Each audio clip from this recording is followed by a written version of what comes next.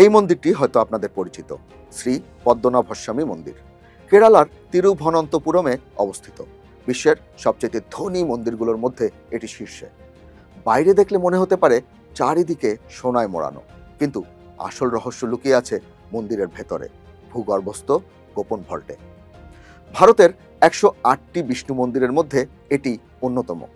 এখানকার মূল আকর্ষণ বিষ্ণুমূর্তির সোনার প্রলেপ ও অলঙ্কার, যা শায়িত অবস্থায় রয়েছে ফণাযুক্ত সাপের ওপরে।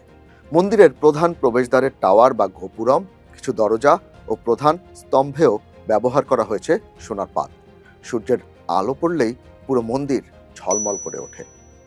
মন্দিরের ভূগর্ভস্থ 6টি ভল্টে রয়েছে বিপুল পরিমাণ সোনা ও মূল্যবান রত্ন। 2011 সালে ভারতের সুপ্রিম কোর্টের নির্দেশে 5টি ভল্ট খোলার অনুমতি দেওয়া হয়। চোখ ছানা বড়া হওয়ার মতো দৃশ্য।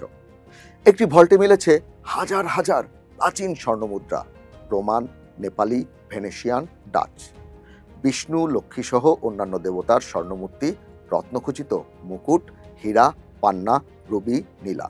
রয়েছে সোনার সিংহাসন, রথের অংশ, একটি সোনার পালকি, 10,000-এর বেশি হীরাখচিত মালা, রত্নখচিত পেটিকা। ধারণা করা হয় এই মন্দিরে 1 টন অর্থাৎ 1000 কেজির বেশি সোনা রয়েছে।